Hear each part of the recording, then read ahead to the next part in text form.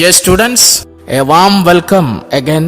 Once again, I welcome all of you to this online class. I think you all are fine and happy. Dear students, stay at home and be safe. Relax and watch the video carefully. Now we are discussing the lesson Isharan the Storyteller. This story was narrated to Ganesh by a young man called Mahendra. Mahendra was a junior supervisor. His duty was to keep an eye on the activities at the construction sites. He had to move from place to place. He was a bachelor. His needs were simple. He was able to adjust himself to all kind of strange conditions. But he had one asset. That was his cook, Isharan. He was quite attached to Mahendra. He cooked for Mahendra, washed his clothes, and chatted with his master at night. Isharan was good at telling stories. He could weave out endless stories on varied subjects. These are the points we discussed in the last part. Students, please watch the remaining part of the video. Isharan helped Mahendra in many ways. He cooked food, washed his clothes, chatted away with his master at night. He cooked for Mahendra, washed his clothes, and chatted away with his master at night. He could weave out endless stories and anecdotes on varied subjects. Isharan cooked food for Mahendra, washed his clothes, and at night he chatted with his master. He cooked food for him, washed his clothes, and gave him company by talking to him at night.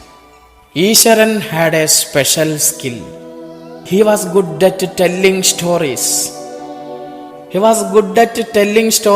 And he entertained Mahendra with his stories which were based on different subjects. He could frame endless stories and anecdotes. Anecdotes means a short, amusing or interesting story about a real incident or a person. He was good at weaving out endless stories and anecdotes on different subjects. This was the special skill of Isharan. He was very good at telling stories. Mahendra tells about Isharan. Mahendra explains to Ganesh about Isharan. Mahendra tells that Isharan also had an amazing capacity to produce vegetables and cooking ingredients seemingly out of nowhere in the middle of a desolate landscape with no shops visible for miles around. Mahendra tells Ganesh that Isharan was a great cook. He had an amazing capacity to cook. Isharan had an amazing capacity to produce vegetables and cooking ingredients.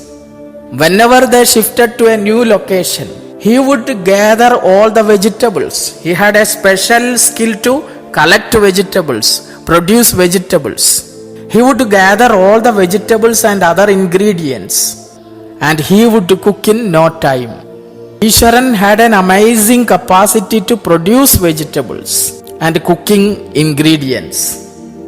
They lived at the places which were not inhabited by many people. Shops were not visible. They lived in such places. But Isharan had an amazing ability to collect vegetables and cook ingredients. He would gather all the vegetables and ingredients required by him to cook in no time. As they lived at places which was not inhabited by many people, in temporary shelters with a roof made of metallic sheets, it seemed as if he would do some magic and gather all the ingredients out of nowhere. He would miraculously conjure up the most delicious dishes made with fresh vegetables within an hour of arriving at the zinc sheet shelter at new workplace. Mahendra and Isharan, they went to different places. They lived at places which were not inhabited by many people. In the temporary zinc shelters, with roofs made of metallic sheets.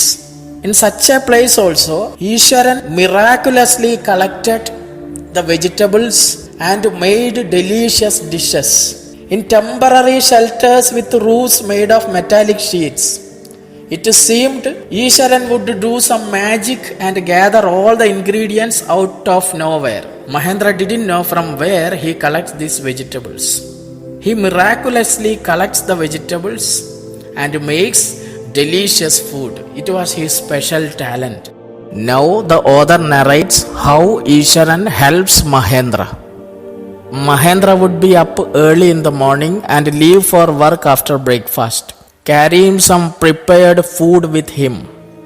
Meanwhile, Isharan would tidy up the shed, wash the clothes, and have a leisurely bath, pouring several buckets of water over his head, muttering a prayer all the while. Mahendra would wake up early in the morning. He would wake up early in the morning, and after breakfast, he leaves for work.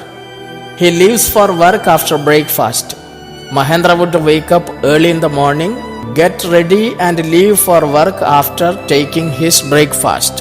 When he leaves for work, he would carry his lunch along with him, carrying some prepared food with him. He would go to work carrying some prepared food with him. After Mahendra left, Isharan would clean their living place. Meanwhile, Isharan would tidy up the shed. He would clean the place. He washes the clothes and he took bath. He took an ice bath. He would take many buckets of water and pour water on his head while chanting a prayer. Mahendra would wake up early in the morning. After breakfast, he leaves for work. He carries some prepared food with him. After he left, Isharan would clean their living place. Isharan would wash Mahendra's clothes and he would take an ice bath. He would take many buckets of water and pour water on his head. While pouring water, he would mutter a prayer. It would be lunchtime then. After eating, he would read for a while before dozing off. The book was usually some popular Tamil thriller running to hundreds of pages. After taking lunch, he would read his favorite book in Tamil. Its imaginative descriptions and narrative flourishes would hold Isharan in thrall. Those books influence Isharan very much. The detailed descriptions in the book influence Isharan. Isharan would get influenced by the details and descriptions given in the book that he read. Isharan would get carried away with the details and descriptions given in the books that he read. Then he would go off to sleep. He reads Tamil book, thriller books. The book improves his skill in storytelling. The books that he read greatly influenced him in his skill in storytelling. His own descriptions were greatly influenced by the Tamil authors that he read. The Tamil books he read influenced him greatly. Isharan read the stories with detailed descriptions and he narrated them in the same way. So the books influenced him. The Tamil books he read greatly influenced him. When he was narrating even the smallest incidents, he would try to work in suspense and surprise ending into the account. Mahendra says that he would narrate even a small incident with a lot of suspense and surprise. He read the Tamil authors and those books influenced his own descriptions, his own way of storytelling. When he narrates something, when he tells a story, he would present it with suspense and surprise. Mahendra recollects that Isharan would narrate even a small incident with a lot of suspense and surprise, which made it very interesting for the listener. Then Mahendra gives an example of his way of storytelling. For example, instead of saying that he had come across an uprooted tree on the highway, he would say with eyebrows suitably arched and hands held out in a dramatic gesture. How Isharan narrates an event, Mahendra gives an example. Instead of saying that he was walking down the highway and he come across a tree which had broken and had fallen on the road, Isharan would use his facial expressions and body gestures to narrate it. Suppose he saw an uprooted tree on the highway. He would not say it in a direct way. He will use elaborated statements. He would use body language and he would use dramatic gesture with his eyebrows suitably arched. He used his body parts and hands held in a dramatic gesture. Then he would say, "The road was deserted and I was alone. Suddenly I spotted something that looked like an enormous bushy beast lying sprawled across the road. I was half inclined to turn and go back, but I came closer. I saw that it was a fallen tree with its dry branches spread out." Instead of saying that a tree had fallen on the highway, Isharan would explain it in another dramatic way. He would say that the road was empty, deserted, and he was all alone. The road was deserted and he was all alone. This would create suspense in the listener's mind. Then he would say that all of a sudden he saw that a huge beast was lying across the road. The road was empty. He was alone. Suddenly he noticed a huge beast lying across the road. He walked ahead. His mind was telling him to turn and go back. I was half inclined to turn and go back. I thought of going back. As he reached closer, he saw that it was a tree that had fallen and was lying on the road. He came closer. Then he saw that it was a fallen tree with its dry branches spread out. He creates such a suspense, such a surprise in the listener's mind.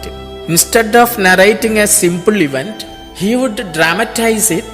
He would use his body language and voice modulation. Then he mixes it with suspense and surprise. Students, today we are concluding here.